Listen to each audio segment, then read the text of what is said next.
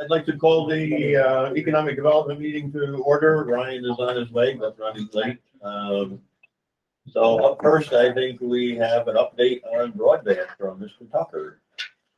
Good afternoon. We're fortunate this afternoon to have, as part of the meeting presentation, representatives from Mid-Hudson Cable.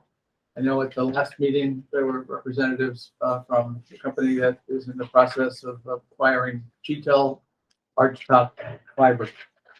I think we reported at the last meeting that we did complete with great assistance from Don Meltz the FCC challenge. Because the FCC includes fixed wireless as part of the definition of broadband, our 1,250 plus or minus addresses, we only had 88 challenges that were not on their list. We did have a call from T-Mobile asking why we had challenged one of their addresses, and we sent them back that we don't consider fixed wireless necessarily what we're looking for. We did have a meeting with that was coordinated by the Capital District Regional Planning Commission for the 8 counties with representatives from the State Broadband Office. And we also are participating in the State Broadband Office's Digital Equity Conference next week. I can resend the notice out. It is virtual and it's in person in Albany. We're going to go to Albany for the meeting because of the state staff we have at the meeting itself. We have been in contact with all 4 county providers, the major county providers, Charter, GTEL, Mid-Hudson, and Consolidated. We continue to get great support and responsiveness from them with respect to whittling down the list. If you get the 1,250 addresses and you take the Austerlitz and get ARPA broadband accounts, and you take the Canaan and New Lebanon accounts that are working through with Consolidated and ultimately the USDA, we'll get down 340 addresses. Consolidated had to do 100 connections in Chatham related to an approval they got from the PSC. So, we're down to 750 to 800 addresses, and we're now working with the providers to get a sense of which would they take if it was if funding was available. We monitor pretty closely what they're doing in Greene County, where they're using ARPA money. I think it's $3 million. Where they partnered with the providers to buy down some of the cost of expanding broadband. We will ultimately do an RFP here. One of the things we found with the Austerlitz and Ghent effort was that when you show up with cash, the price comes down and gets fixed because they're here. No. Well, it gets fixed because there's no contingencies. The contingencies, when you ask someone to give you a price and you don't know where the money's coming from or when it's going to get here, there's a 20% contingency in these things. But I still think it's going to take, $3 to $4 million to finish the county because most of the addresses, 50% of the 1,200 addresses are more than 300 feet from the road. So depending on how that issue gets resolved. And second, their last mile addresses and their addresses that there may be construction challenges that will be costly. We're on top of it. We had a couple of people suggest that we immediately do an RFP, and I said, well, we've asked the providers know what the addresses are to the point where they've already done internal cost calculations. But again, ask them for it without knowing what the match might be from the state or the feds. It's going to be difficult to get anything but a price that has to be renegotiated at a later date. So I think we were told both by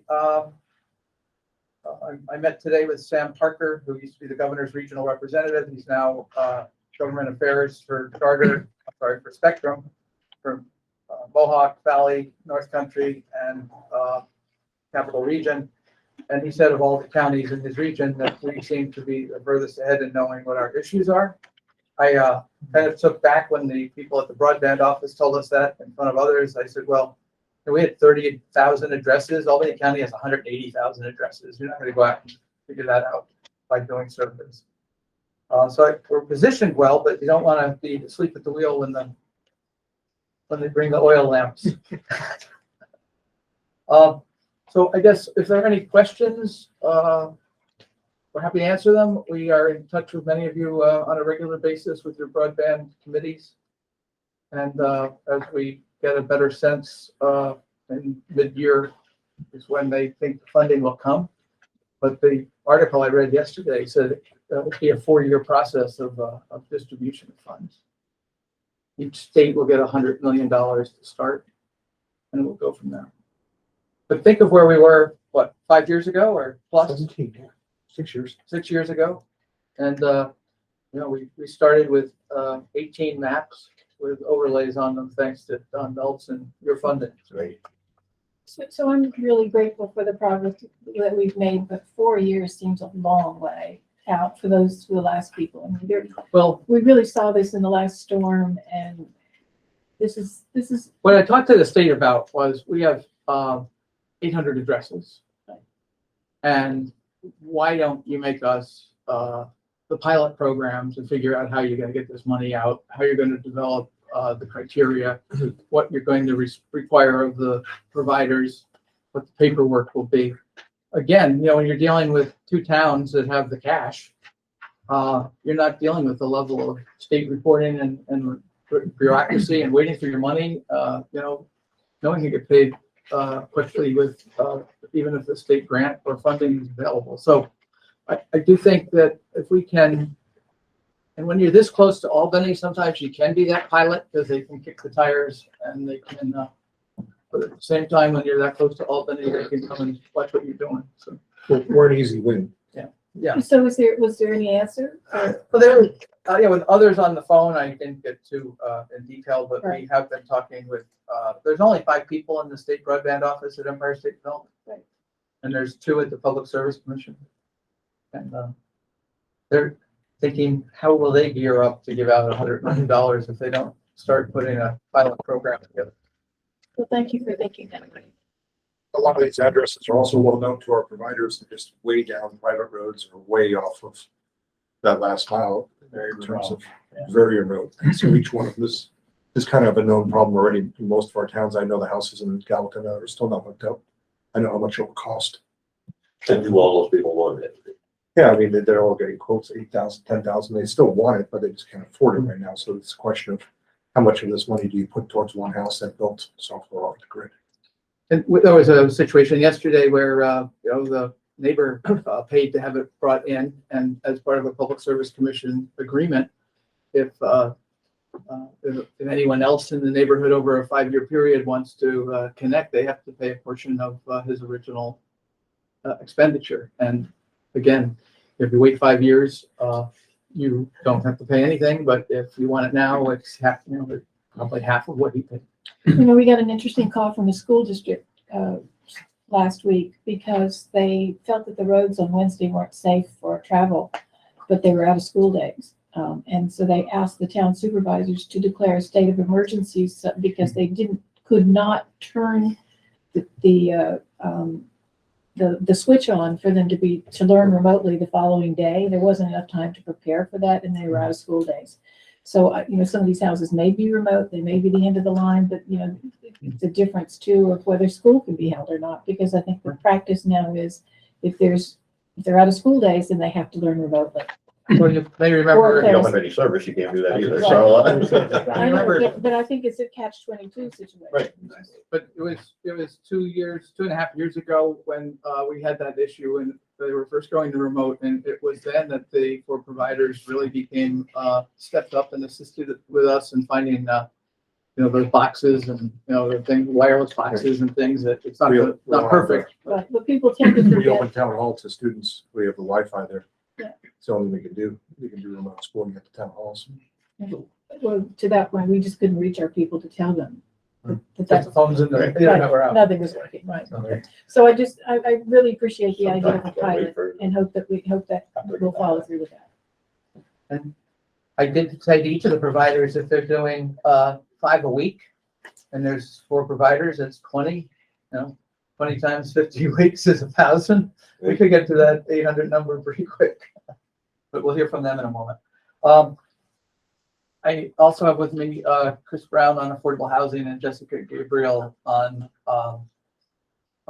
Columbia Forward, and we're real pleased to announce that Dr. Dorothy Urchel, the president and CEO of Columbia Memorial Hospital, will be the keynote speaker at our annual meeting, which is 5 weeks from tomorrow, Tuesday, April 25th at 7:30 a.m. at Kozel's.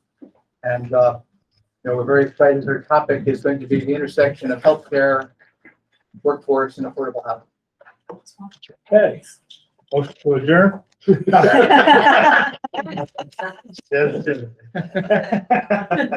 wouldn't object. We didn't start adjourning yet. You'll be right, Sarah, without you. Good evening, everybody. Sorry, my tardiness. We just went through broadband, so you're okay. You're all set. Right. Like, you want to introduce Chris? Or Yes, Chris. Chris Brown will give us a brief update on the affordable housing initiative. Yeah, where's best for everybody? I'm gonna have to say a hot seat. We got a couple hot seats there. Brenda will take it if you're wrong. Yeah. All right, so I think probably most of this room was on the 25th kickoff call. Since then, working with the co-chairs who are present, and also Lisa Galina, who's on the advisory board. We've broken up the task force and the advisory board into 3 component committees. They meet every month. The pre-development committee is one of them. It meets tomorrow, hasn't quite met yet. The categories that we divided into are outreach, policy, and pre-development. Those seem like the 3 biggest categories that we need to address, especially outreach. I was at Supervisor Collins, hosted a housing presentation, a bit of a housing forum at the Firehouse in Chatham. And that was in aid of helping with our comprehensive plan. And some of the comments that we heard there, it sounds like there's still a little bit of outreach work that we need to do out in the communities. Our first big meeting is going to be next Wednesday. So that'll be the 29th at 4 p.m. Physically, it'll be at Columbia Green Community College. It's also going to be a hybrid meeting. That is really going to be, each of the committees are going to report out on what they set up during their initial meeting. So this will be the first time that some of the task force members will be hearing about what the other committee members were doing. The hope is that we have goals that we've established for the task force. Hopefully those will be adopted by the full task force at that committee meeting, or at the task force meeting, excuse me. And then within each of those goals, there are a number of objectives that are actual measurable targets that we can hit that are kind of graded out on 6 months, 1 year, and 3 years. We've also been taking a look at, or I've been taking a look at some of the things that our neighbors have been doing. It's always a good idea to see what somebody has done that's working. Ulster County has quite a few initiatives at the county level that I've been talking to them about. Michelle Tulo, who is Hudson's Housing Justice Director, next Wednesday night, she'll present everything that's been going on at Hudson since they've won the Anti-Displacement Learning Network grant. They're a little bit ahead of the county on some of their issues, just because the need in Hudson is a little bit different than the county and in some ways more intense. But I think we'll catch up to them pretty quickly. That's all I have, unless someone has questions. And if I've not spoken to you yet, which is 2/3 of the room, I'm eager to. If you have any questions about what we're doing, or if there's any feedback you'd like to give about housing issues in your own communities, I'm always open at my email address. I have a quick question. I know we still have to meet. This is Supervisor Cousin.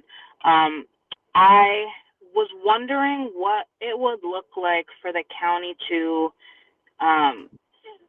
I mean, I guess I would be surveying other supervisors and seeing who would be interested in hosting, but another housing authority, because right now the only housing authority in the county is in Hudson.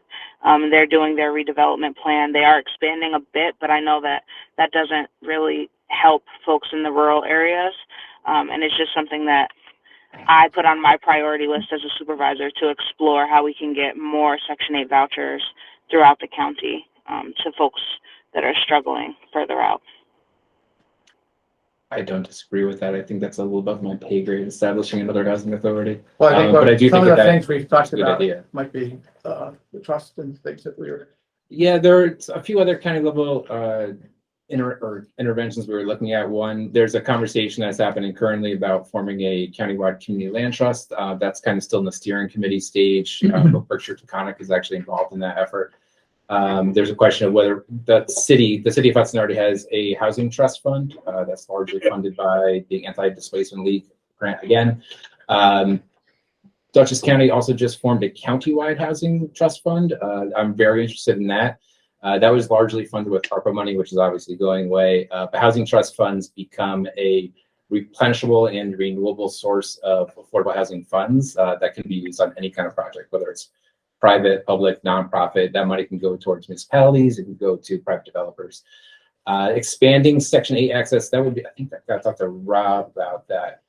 That's not something I've gone down too far. The amount of authority that it would require to establish another housing authority, I think we would have to work up to that. It'd be Molinaro, right? It's on the tap. Right. And I also think, we are working with a developer at the, in our role as administrator of the Hudson IDA on a potential IDA project that will sustain and allow existing Section 8 project to continue for many years. So it's recently purchased. Yeah, I think more broadly speaking, right now, if someone were to want to open a business in the county, one of their first stops would be CEDC, if not the chamber. But there's really nothing like that at the housing level. So that's something that we're hoping to develop as the months go by. It's good. We're going to meet with Claire Soon. Yeah. Let's see if we can't set up a meeting to get some of your thoughts on the how these issues might be expanded in the county, recognizing some of the limitations that we have with infrastructure and density. Sure, I'll reach out. Thank you. Transportation. Next. Any more questions? Chairman School, I'd just like to express my gratitude to Chris Pound and CDC for coming out and joining us at our meeting. And Supervisor Brenda Adams, who joined us as well. Thank you. Very good. Next, we, from our side, Mr. Chairman, a quick update from Jessica Gabriel on Columbia Forward. Hi, everyone. So just a quick update. I think you all heard at the last full board meeting that we had an event through Columbia Forward at the Germantown.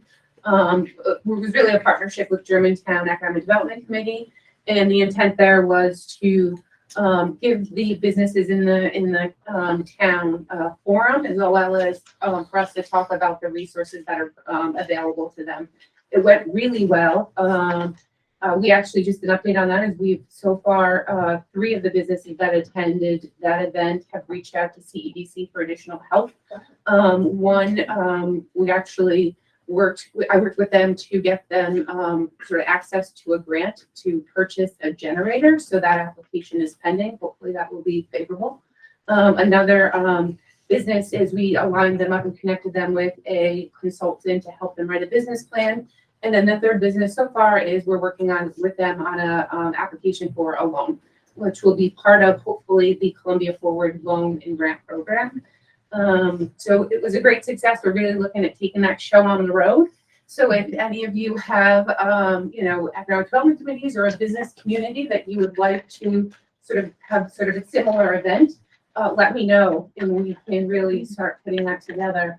I think that so far everything we've heard from the committee, the economic development committee, that it was local, was all very happy about how it went, and they're looking forward to the next one.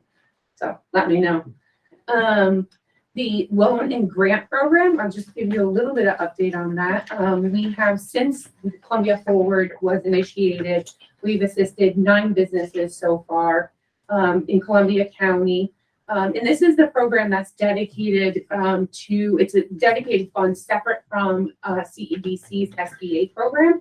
So this program we've assisted, it really is focusing on existing businesses with 25 or fewer employees. To date, we have loaned $222,000 and granted $14,500 of that pot of money for grants. This morning, we just approved a $25,000 loan and a $2,500 grant, which will be going to our full board for review and approval next week. We've got a lot more in the pipeline, so that's been a pretty active program, and we go ahead. When you take your show on the road, Oh, yeah. what type of venue are you looking to? How many people did you have in Kinroad?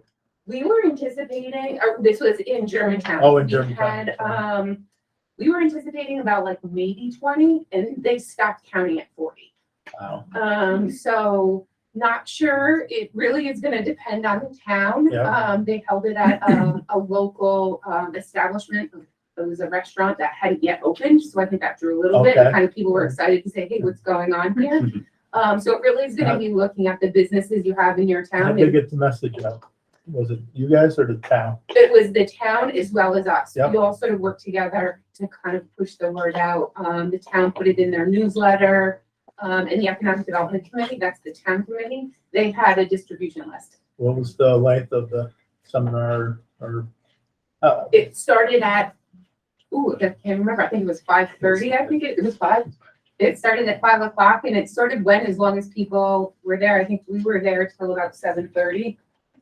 And there were some people kind of lingering around and talking and networking and. Yep. Yeah, I think but the part that was just us speaking was really short because we got the vibe that they wanted to all sort of gave all the businesses that were there an opportunity to talk about their business and some of the challenges they're experiencing and some of the positives and things that they're looking for. And the good part of this program is that because it's, as you know, Columbia Forward's in partnership with the Chamber, they were there and they have a different not-for-profit status. So they advocate on behalf of businesses, the state legislature and the federal legislature, and can address some of the business concerns that people bring up that are kind of outside our 501c3. You had the chamber. Yeah. Company. Yeah. So two people, Bill Gerlich and Their new member, Carrie Van Buren. Carrie Van Buren. Do it during the week? They chose to do it on a Thursday. Craig, there's also Cobham again, don't forget.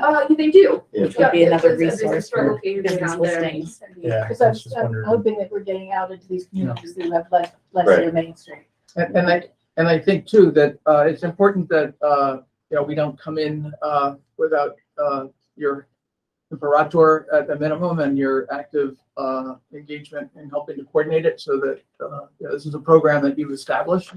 And in each of your communities, you should get the benefit of making the announcements and helping us. We can give you the mechanics and do the work, but I think it should be through the town board or town supervisor's office that these things happen. And I do think that we talked about having some where they might be regional, so that it's not 2 or 3 people in Gallatin. No. My location is too convenient. Yeah, we'll have it at the farmer's stand in the spring. But Which we're happy to do. I told Jesse, we're gonna have a meeting at one of the farms one of these days, that's what I done, go to the size. and again, if you think We do have a state park in our town. Yeah. That's what Williams. Right, I think the Some of us location, in my we can really town. be flexible No, it's based your on. town. So you have a choice. Just called your town, but it's actually not located. Thank you. But I do think that, it's a big county, there are 18 towns, and so to the extent that you think of something or there's something we can do on an immediate basis, just give one of us a call, either housing, broadband, or Columbia Forward. Right, just one more update related to Columbia Forward. We are working, so the National Small Business Week is coming up.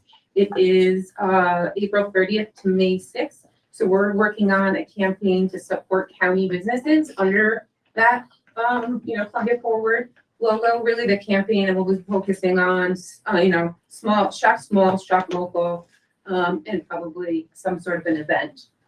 So that's. What are Forward. Jessica, what are the dates again?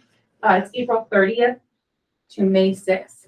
Thank you. So we'll have sort of a county logo and things that will, anyone wants to kind of send that out to, we'll share that. Okay. And that too is in partnership with the chamber. Under the, yeah. Yeah, can you send that information to Kelly? So that Send it she's to gonna Kelly. look at it. Thank you. Bless you. One other thing is we're working with Michelle and Holly at the county HR department on participating in the summer youth program, the employment program. So we're really excited about that.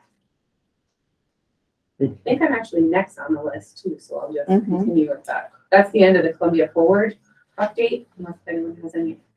The next on the list is the New York State Office of Community Renewal, the Economic Development Grant, which provides grants to units of local government to support businesses. And they're typically their expansion projects. So Labella's of Valencia is requesting the county submit an application for a $261,000 grant.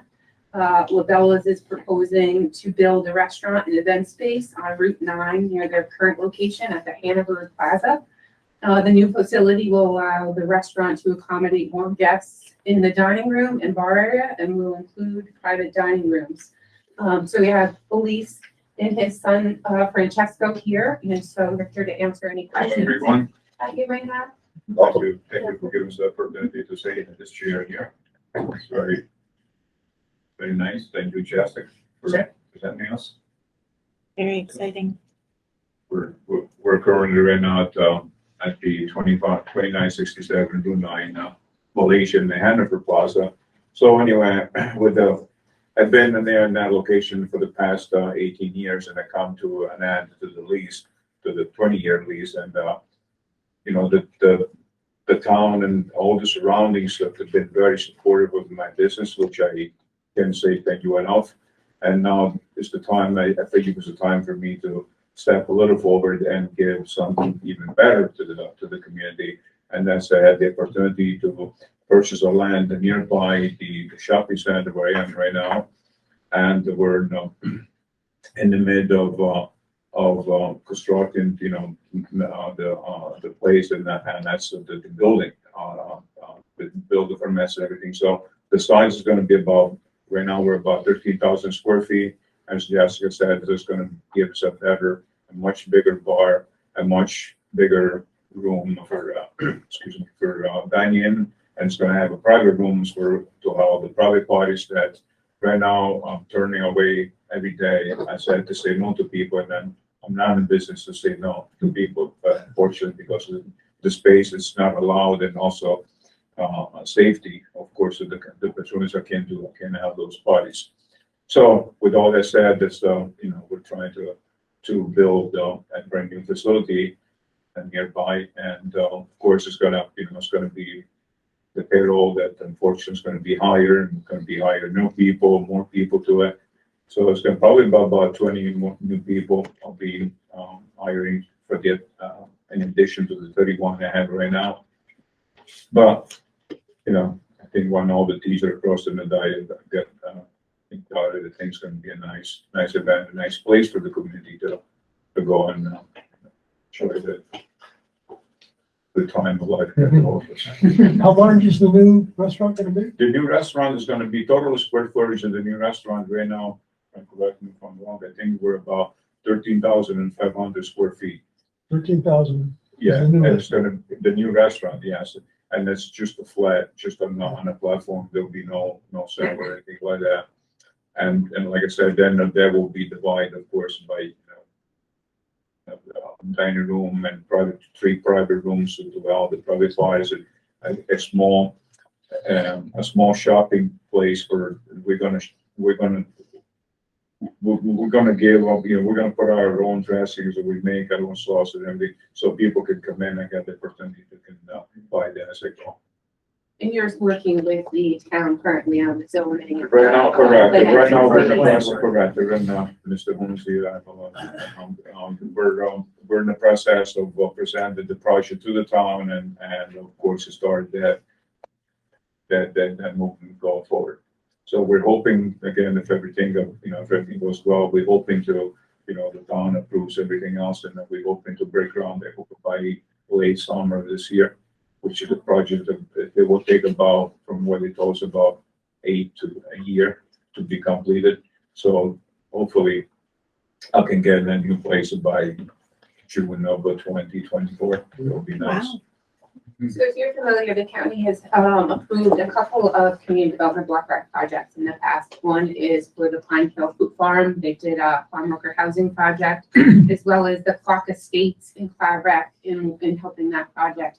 And so as you know, police works through the zoning, the planning, all the preliminary phase, what we hope is that this program, if the town chooses to submit an application, will run sort of concurrent with that process. And it sort of, I think that will play nice into providing some funds to help during that large expansion, as you explained.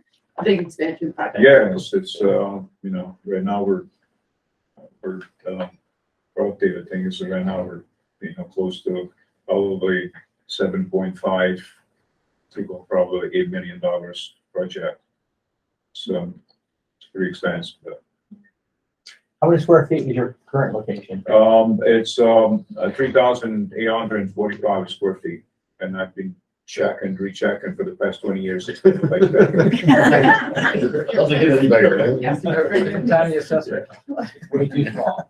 And it's shop full, I can't even. Yeah, it's always busy. Anymore. Well, which is a good, it's a good problem to have. It is. And there's Like I not a said- lot of restaurants now that have banquet space anymore. Kozel's is really the only place, so Yeah. it's great to So have. that's what, I saw the needs, I saw the need of have something like that in the area, and I said that, I've been lucky that, I've been very, the locals have been very, very supportive and always asking for a place to attend private parties.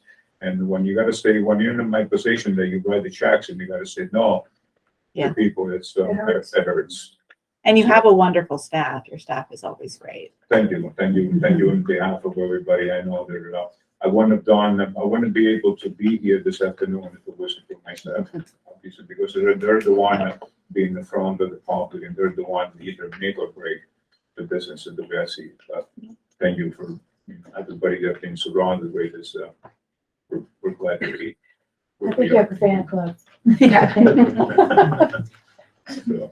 So, Good luck. thank you, folks. Again, thank you all for to stay here, and we look forward to work together. Good luck. Thank you. Other questions? Does this require a resolution?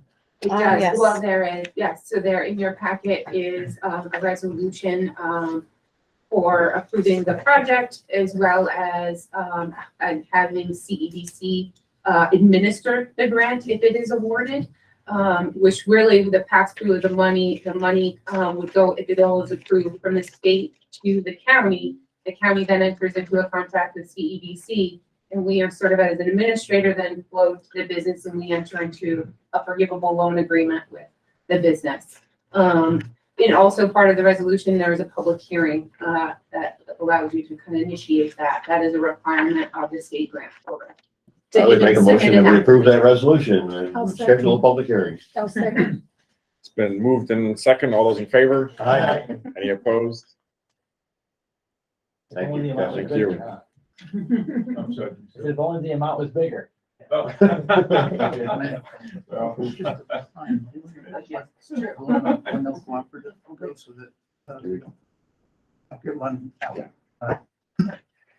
All right, next for the convenience, we're gonna let Cornell go next. Thank you.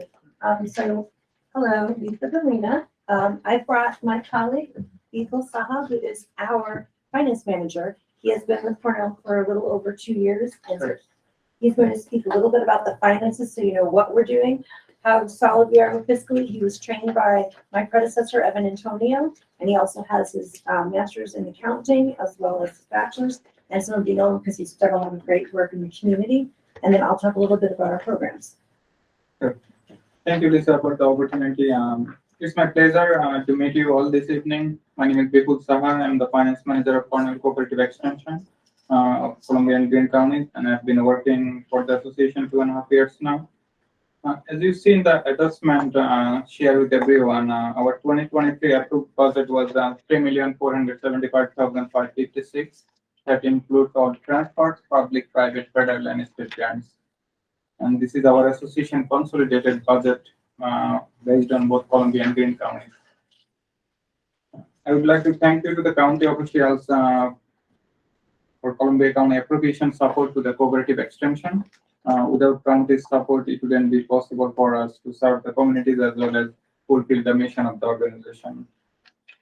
Based on our 2022 year-end statement of functional expenses, 80.09% of the total expenses are utilized for our program-related services. 18.13% used for management and general services, and 1.78% used for fundraising activities. Our 2022 year-to-date revenues was 3,110,299. and expenses was 3,09,175. Any questions? So not to toot his horn, but I will. So if you think about nonprofit and you think about the cuts, it's usually administration is like 70% and actual direct program is 30%. So we are the opposite. We're 80% direct program services, thanks to you and all of those who support us. So it's a really lean tight budget, but the direct program work is a very high percentage, and we always try to keep it that way. Any specific finance questions? Because if you ask them to me, You're gonna pass them I'm on? gonna point to people. Yeah, that's what, we've got, the financial fund side. Oh, I'm sorry. That's my fault. So much paperwork. I'll tell you guys a funny thing. In the interview for this position, last year, they told me, I interviewed in both counties, that I would be comfortable with having an owl in the room. So I thought they meant an actual owl, because it's Cornell Barber Extension. I didn't know it was the owl. So I know the owl. I'm cool with it. But I was like, yeah, I'm cool with that. That's great. That's totally fine. Where am I going anyway? Some of the towns you might go to, you might actually have an owl. Yeah. It's totally fine, you know, it's really Not good. picking on, Ron either. Could happen. You never know. It's right. It's right. You said somebody come to the board meeting. So if you have any questions for people, Mr. Chairman, do we have our, is there a breakdown by county for Columbia, so we know we're in the budget? this is only Columbia. This is, This is the total consolidation. Okay, so ours is 836,015. I think we have five. That's combination. This is That's that's revenue. combination of main We're 500,000. We have 500. Okay, that's why I'm looking at this number, wondering if it seems higher than I recall. Yes, it is. No, it's 500. Turns out it is. You had an open house suggestions for the Hudson campus, or? Yeah. Did you, we ended. compile the compendium of that? So we had 4 open houses in the fall. And from that, a lot of the input was about more engagement on the campus. So and what I'm going to share with you next, I'm going to touch on it. Thank you, John. Great segue. No questions on No that. more money questions. Okay, all right. So on the program side, so I shared with you guys early on that we were going to be hiring our own ag educator, and that was something that came up. So I'd like to say that I'm happy to say we've hired, well, she's accepted the offer. We have an agriculture educator who will start on April 10th.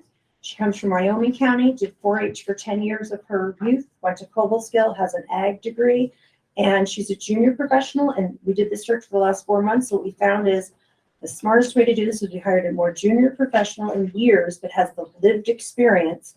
And then I've partnered her with a colleague of mine I know for many years who's in Ulster. So for 4 hours a week for the first few months, he's also hired a junior person. We're going to do a collaborative mentorship program to retain this great young person. She's worked at Stone Ledge Farm over in Greene County. She's done a lot of really wonderful, and we see her as really being able to connect a 4-H program to our agricultural outreach.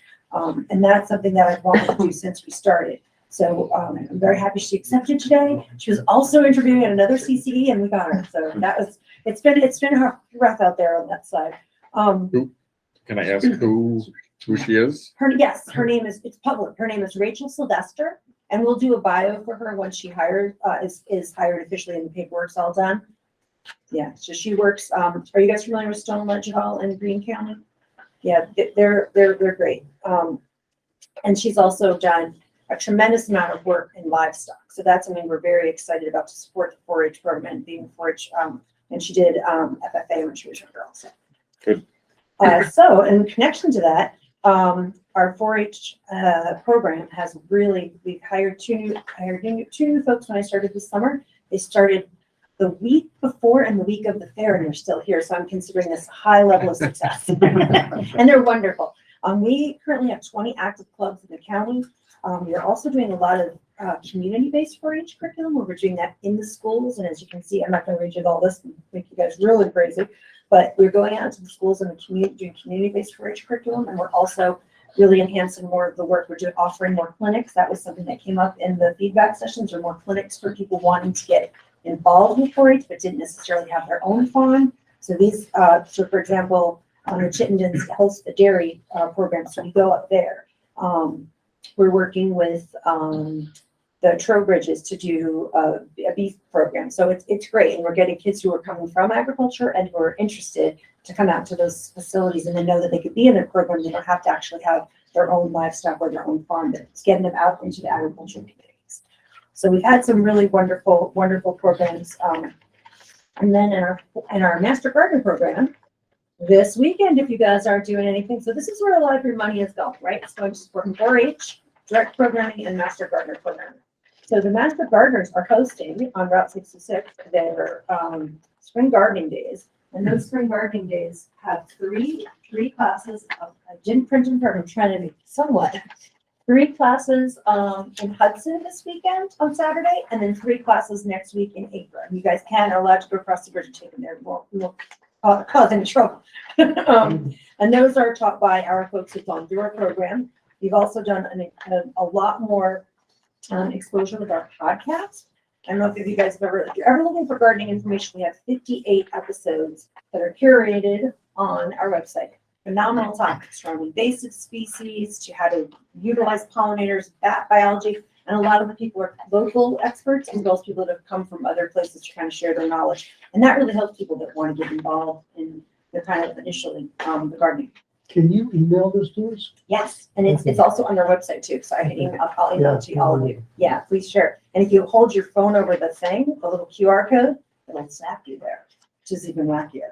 We're getting very intergalactic here. It's like Star Trek, right? We're gonna beam you up. We're gonna beam Mark to the class. So just for this month, for example, and we're at the 20th, we had 29 calls, we've had 4 emails that we've responded back to, and 6 soil samples completed. So this is when it just starts to kick up. And a lot of our energy has been really putting together these speaker videos, which are often free or very low cost. And those are, if you look on the last page, they're the things that are out in your community, in your library, in your community calls, where we have our folks who've gone through. Has anyone here ever attended one of those classes? All right, excellent. What kind of class was it? It was done by Catherine Schneider. Oh, great. She's one of our top. Yeah. So we have Tim On birds, I should have said. on birds. Oh, great. And so for information I'm looking for just for your own checking out the podcast is excellent, but also coming out to some of these programs. And we're booking out programs, and there'll be more that'll come up in the next few months. But so this is sort of where just wanted to give you guys a kind of an understanding of how the money for the part of the funds are utilized directly to these 2 programs. And what I'd like to do is when I come back next time is to have our environment and climate people come and talk about the work that they're doing in the county. Some of that is more supported through other grants, but I want you to see kind of the impact that we're having with those grants with Mike, the Capital Region Planning Development Corporation. Capital District Regional Planning Commission? Yes. Ta-da. You did. So we're doing a big program with them in 16, with the county of Columbia, as well as with 15 municipalities to help. And that really helps a lot with agriculture. I'm helping looking at riparian areas and helping people plan. So that's kind of what we've been up to. Are there any questions? Sounds good. Thank you for coming. Good, thank you. I'm just happy to see you doing the program on ticks because there's so much tick. Oh my gosh, yeah, you really have to do the major, you have to have the mirror, the major light, and you have to do it every time. Silly question, do you think, does butter corporate donor? Yes. Okay, because we've just never been contacted and I would like your card, please. Yeah. It's on the record. Thank you very much. Are you guys originally from where the Woodstock Film Festival was? Our company? Yeah. I do have it. No, we started in Hudson actually. Oh, wow. Home base was in Castle. Oh, my gosh. Okay. Very cool. Sorry for not doing that. No, it's okay. And I know you guys have been going through a lot of staff changes there. Yes. I'm on board with Nicole. Oh, Nicole Bliss. She's Yeah. wonderful. Oh, She great. talks about you guys a lot. So. Yeah, great. Oh, good, good. And we've hired some wonderful people. Yes, we've had a lot of change. I don't think we're the anomaly, but I think we're retaining folks who want to, and that's really important. Yeah, bring more resolutions. Yeah, to no do. problem. Thank you guys so So, much. yes, so we have to do a resolution for I think that appointing the Workforce Development Okay. Board. There is a vacancy on the Workforce Development Board. Here's the resolution, right there. Thank you. The Workforce Board is requesting 7 reappointments. For 23, 2 of the appointments are joint appointments between Columbia and Greene County. The reappointments are requested for 3 years, starting July 1st, 2023. They're just reappointments. Any questions? Entertain a motion. I'll move that. Second. All those in favor? Aye. Any opposed? Good. Soil and water resolution, Ron, do you want to introduce that? Sure. I recently attended the NISA conference, and one of the resolutions that they had passed up there at that conference had to do with local soil and water boards, and there's some interest statewide to try and restructure the soil and water boards to change the makeup of them. Currently, the makeup of them, it consists of 2 people appointed by our county board or the legislatures in general of every county, and the other 3 members are appointed through ag and markets. And they're looking to restructure that. I'm feared that they're after the funding that comes through soil and water. It supports a lot of our agricultural communities. When I came home, I talked to Ryan about it, and I also spoke to Brian Chitten, who was one of my town board members in Stuyvesant. Brian's been a member of the board for longer than I've been around here. And I know that Art was involved out there for years, and I know there's a lot of good work that the Soil and Water Board does. And this resolution just states that before they restructure it, that they should communicate with ag and markets and the boards of supervisors or the legislatures. So basically, it's pretty much a NISAC resolution that I just changed and put our wording in there. Brenda did tell me she found some typos in there, and I did type the whole thing up again, so I don't doubt it. But, you know, We'll make sure Kelly types it up. but yeah, if you would, if we could get some support for that. I'll move it pending edits. Second, my own copy. All those in favor? Aye. Any opposed? Thank you. And Brenda, you will take care of some amendments and send them I'll to Kelly. send Kelly. Okay, thank you. Thank you. Going back to Cornell Cooperative Extension, we need to approve your contract. Do you need us to leave for that? I won't stare anybody down. I don't think so. I don't think Is it so. perfect to stay in? You're both. Yeah. All right. You're good. Only Find it really good. Right. I'll make a motion to approve the contract. I'll second it. All those in favor? Aye. Any opposed? Okay. All right. You're staying within your budget. That's right, yeah. Thank you for coming and accounting Was for Art it. in there? Yes. Okay. Next is we have a presentation from Mid-Hudson Cable.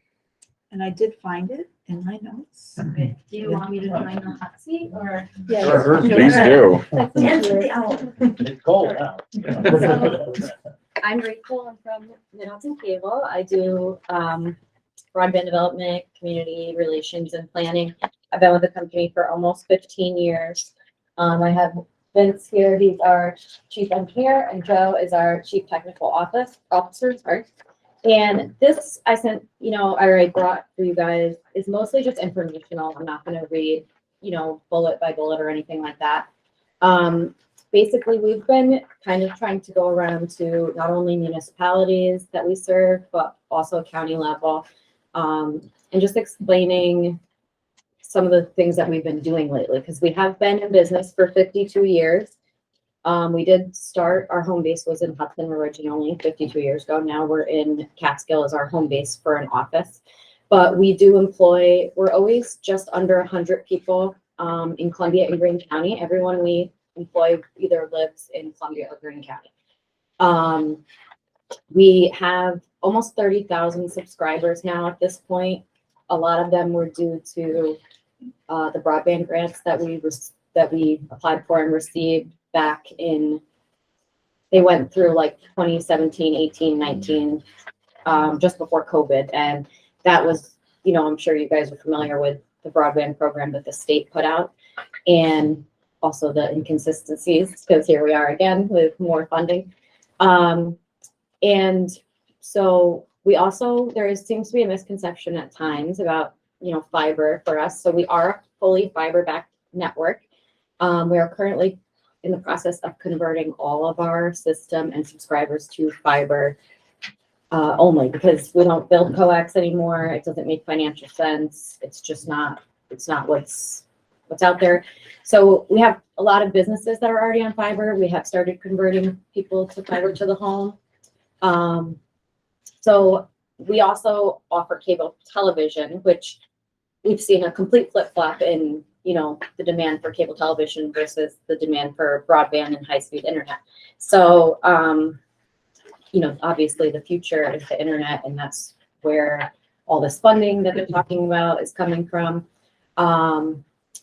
Basically, we're going to be equipped to give gigabit speeds for all residential homes and businesses throughout this process. One really positive thing for residents will be that they will see, once the conversion happens, an immediate significant speed increase with no cost increase and no installation fees. So everyone will be able to convert to fiber, no installation charges. It'll be free, and then they will be seeing a very significant increase at no cost, you know, to what they're paying now. We'll have, you know, speed packages just like we do now, but they will just be a lot faster because that's what fiber allows. We, like I said, as far as being here for 52 years and having the employee base here, in 2022, we gave over $100,000 back into the community via sponsorships and donations. That's what we intend to keep doing. We have a 4.5 star rating on Google with almost 3,000 reviews. We've worked hard to get that and garner that. We are 100% employee owned also. That happened a few years ago. I find that to be important because when our employees are, you know, their sense is in line with communities and business, and that I think makes us different than a conventional business. If Joe or Vince wanted to speak to any technology. Sure, I guess we got the air technology. Our current generation of equipment that was deployed starting in 2010, which was originally deployed in Copake, all of it is being revamped. All of the coax areas that she spoke of are going to fiber, being built by him and his team. And the technology we're going into is called XGS, which is 10 gigabit symmetrical service for the customers, up to. So we foresee a very long play in this, and you know, it's more reliable for the customers as well. There's no requirement for power in the middle of the street anymore. Power on each end is enough. So there's a reliability factor. Maintenance is a lot less as well, just due to the various metallic components of the coax that happen over time. So we see it as a vast improvement for us as a company, as well as the customers as well. It provides the speeds the customer has. We also provide high-scale business services. We've been providing managed customer networks as well, which some businesses may have and some county entities may have as well. So production is growing in many different ways, and you know, a lot of this is being allowed by fiber. A lot of this maintenance letting you focus on the stuff that matters to customers.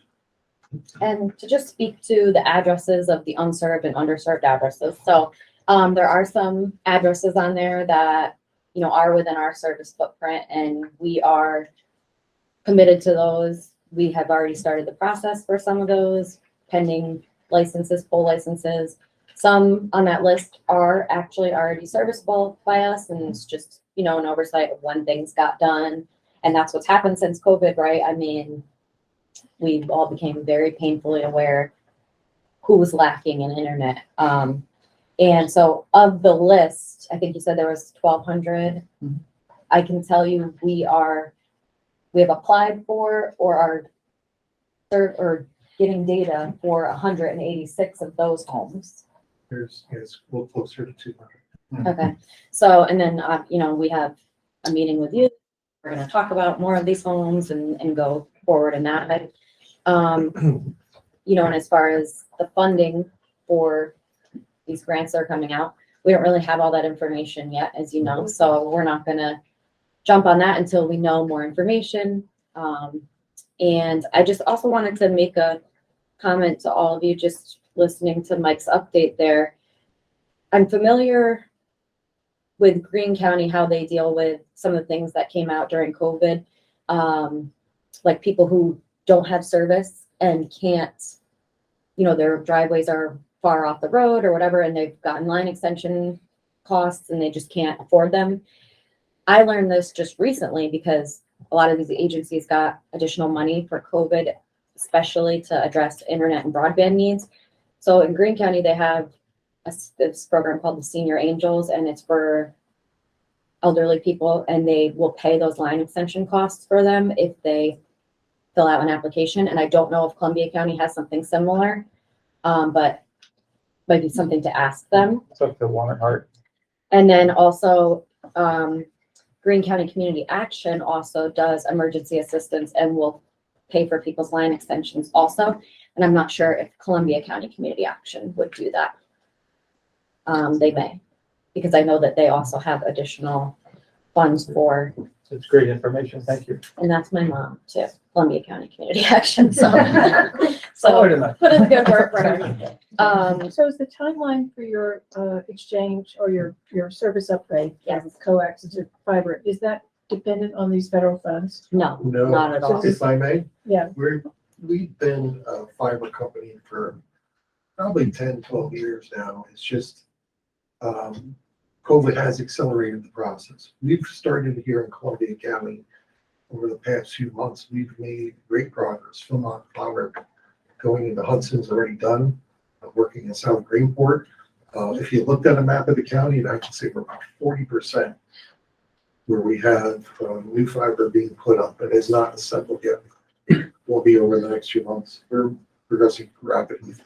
So what's your timeline? No, I'm not gonna hold you to weeks or days, but years. Are we looking at? Well, we are committed to filling these gaps as soon as we can with this county. I mean, we like to say by the end of this year because that's what we're working at. We become subject to the same things as everyone else, staffing issues, or even just like the contractors we use and how they can get things done. For converting existing customers, that process has been going on already for some time. Here in the city, like I said, Philmont, Clyburn, your high density areas. We started with first. So Most of Hudson can already convert at this point. And then, kind of just going down from there. Doing this probably for the 5th time since I've been with the company for 37 years. Yes. This is the 5th time we're rebuilding the company out of our own pocket.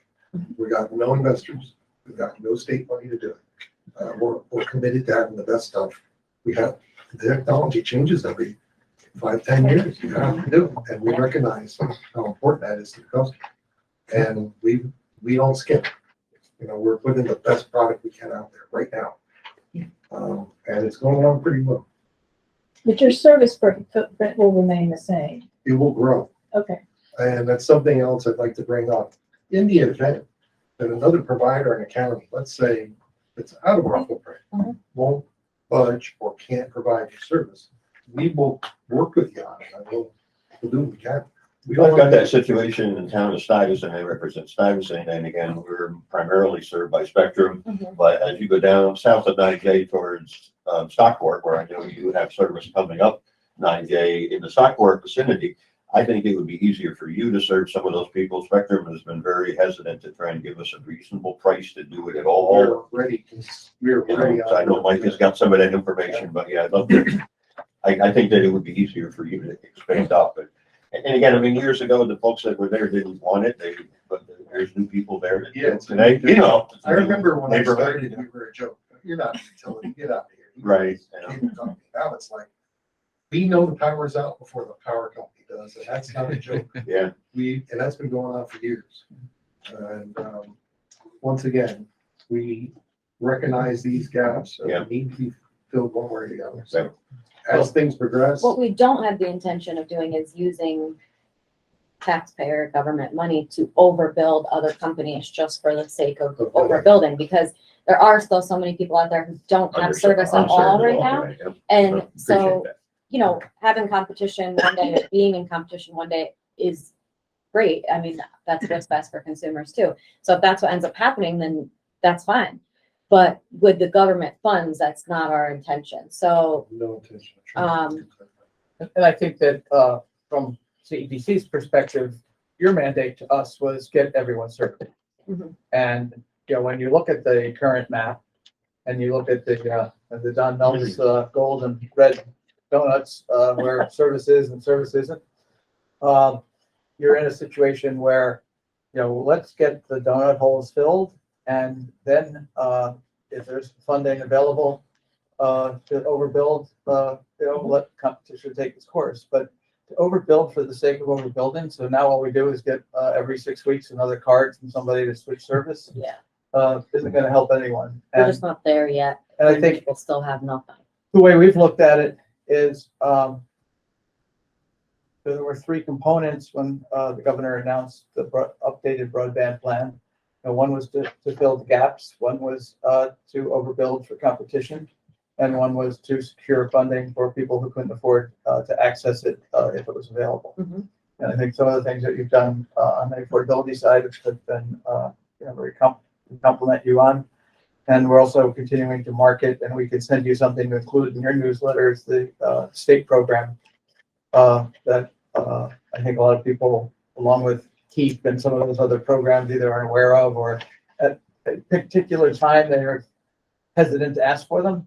But if they, over time, may be able to benefit. Yeah, we participate in the ACP program, which is the federal program. Just in speaking about what I've learned more recently through the Senior Angels and the Community Action is basically we were willing to whittle down our costs to the very least we could do, which basically ended up being us donating our build services.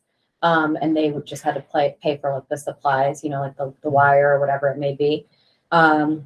And that was a way that we came to for some of these people who really just could not afford absolutely getting the services down their driveway.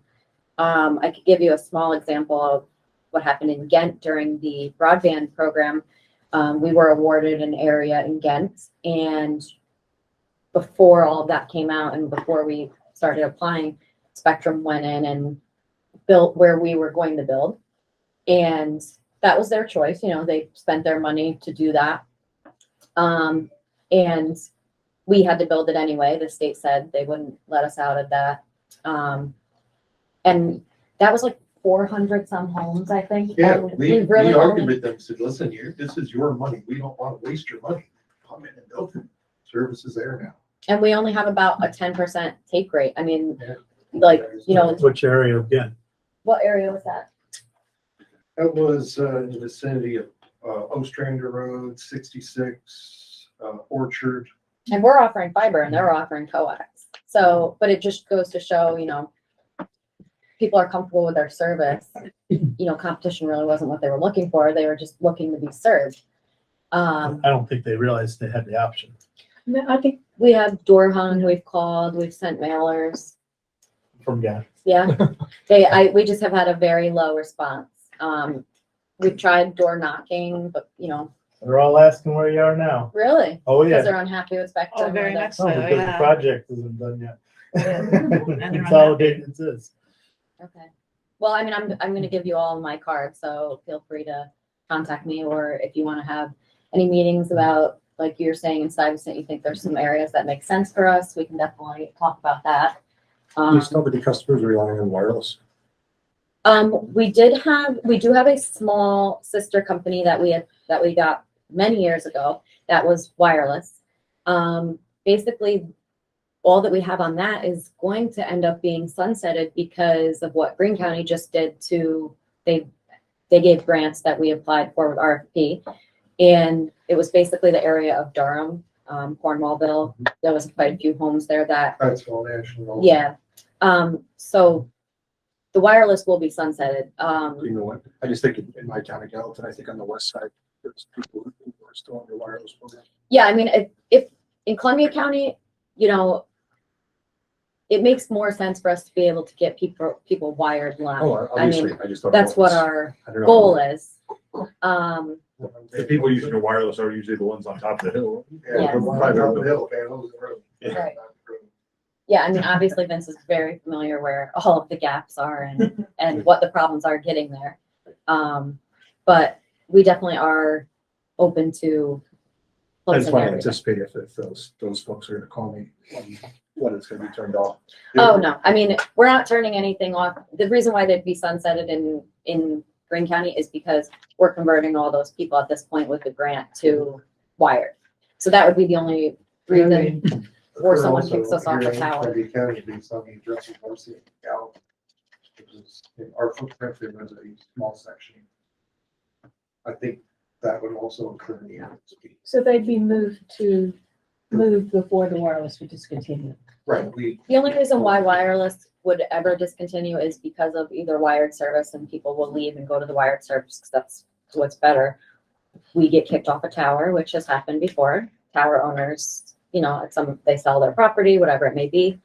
And then there was one in the town, there was a town in Massachusetts, and they basically did municipality Wi-Fi is what they did. And so they basically couldn't have anything else which one are you referring to? in Alfred. And Well, is that That the was thing the that one. Carl Atkins wanted to do, right? Oh, that. And let me tell you, people were really mad about that because their choice was taken away, which they did not like. They said, oh, great, everyone's going to get fiber, but some people were like, well, I don't want that. You know, like I'm happy with what I have. I'm happy with what I'm paying, because they were also charging people $1,000 for hookups. Minimum, like you had to pay it no matter what. So there was like an attorney there. He tried to fight everything. It didn't work. I mean, that was a mess, but It's amazing they could pay for it. That was a very expensive plan. a lot of people could and some people couldn't, and I don't know Well, what I they just did. want to thank you and the company, Vince, has been great with getting us a quick response to our list. The reason our lists are in such good shape is because of your company as well as the other providers, and we really appreciate it. Yeah, so we're open, very transparent, I'll leave my cards there for anyone who wants it. And yeah. And the best part is we don't take anyone off the list until you tell us it's served, so. Right. And we're working on that. And On the you're list. backing it off pretty That's good for us. Thank you. Thank you much. Thank you. Good night. Is there any other business to bring for the committee? Would Not you like all. the motion to adjourn? Entertain a motion to adjourn. So moved. Second. All those in favor? Aye. Any opposed? Have a good night, everybody. Thank you.